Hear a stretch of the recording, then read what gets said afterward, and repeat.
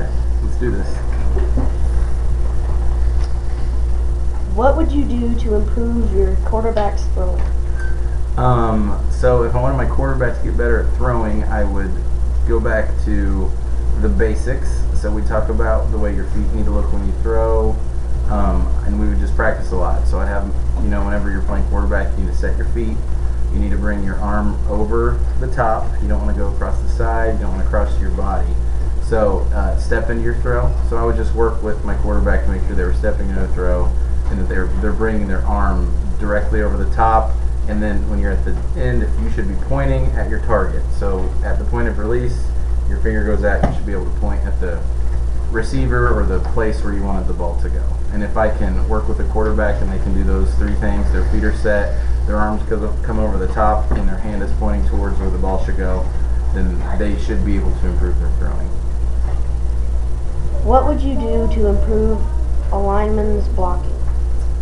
So if a lineman needs to work on blocking, there's a couple of fundamental things they need to be able to do. The first is they need to be able to get low. That means if a lineman is down in a three-point stance, it means they're coming out, and we need to practice taking a first step towards who they're blocking, and they need to make sure their hips are coming forward.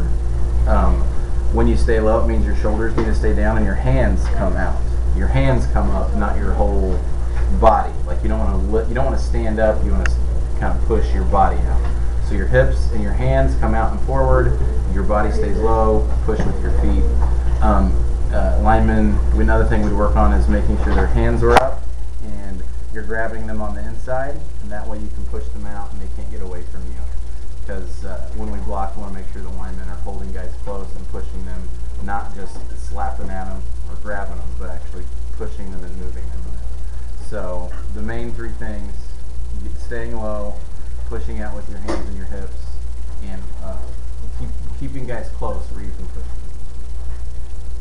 Would you go for two in the fourth quarter with 3 seconds left and you are tied with the other team?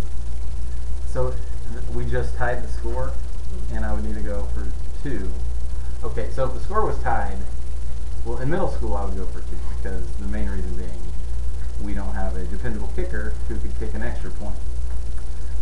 So I would probably go for two in middle school because our odds are better to score points on a two-point conversion than on an extra point. If I was a coach in like a game where I had a kicker, I would take the extra point because it would be that'd be a lot easier to score than a two-point conversion. But in middle school we go for two. We always go for two. Would you let your quarterback keep going if he had a jammed finger? Can I ask a clarifying question? Is it on his throwing hand? Yes. Okay, I would probably say no then. If we had to throw and a quarterback had an injured hand and he was uncomfortable, I would not let him play. I'd probably put another guy in. If he was comfortable, we could maybe not throw as much if he wanted to stay in. But if a player's hurt and they need to recover, then we should probably take them out of the